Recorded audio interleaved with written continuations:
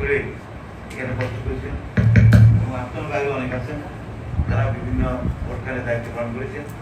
এই জন্য আমি সকলকেই যে নির্বাচনের মাধ্যমে আমি একবার পঞ্চবার মতো আপনাদের বেঁচে হয়েছি, সেই নির্বাচনে আপনারা করতেছিলেন। আপনার সকলকে আমি আমার পক্ষ থেকে ধন্যবাদ জানাই, আমার দলের পক্ষে ধন্যবাদ জানাই।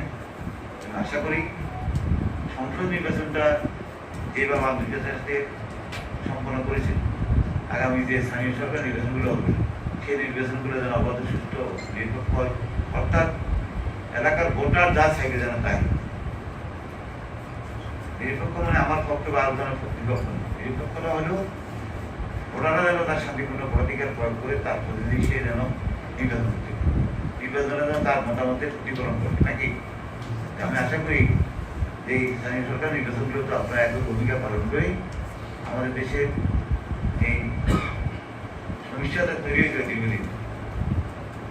আসলে আমরা অনেকেই হাত ছেড়ে গিয়েছি যে আমরা মনে করছিলাম যে আমাদের দেশে আর নির্বাচন ব্যবস্থা পরিবর্তন হবে না, কিন্তু আল্লাহর অশেষ মেহরবানিতে আমরা এই নির্বাচনটা করে প্রমাণ করেছি যেন আমরা দর্শক থেকেও আমরা আবার করে দাঁড়াতে পারি নাকি।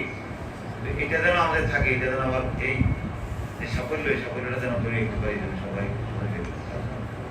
আর আমি আজকে এখানে এসেছি মূলত আমাদের এখানে আমাদের দলের পক্ষ থেকে আমাদের একটা ইফতার পার্টির আয়োজন করা হয়েছে, সেই ইফতার অংশগ্রহণ করার জন্য। তখন চিন্তা করলাম যেহেতু ইফতারে যাবো, যেহেতু আপনাদের সাথে একটা সুযোগ মেয়েটা সাক্ষাৎ হোক বা একটু আলোচনা করি। আসলে আজকের এই আলোচনাটা, আজকের এই মুক্তির একেবারে সুযোগ নেব। আমরা পরবর্তী পর্যায়ে আলাদা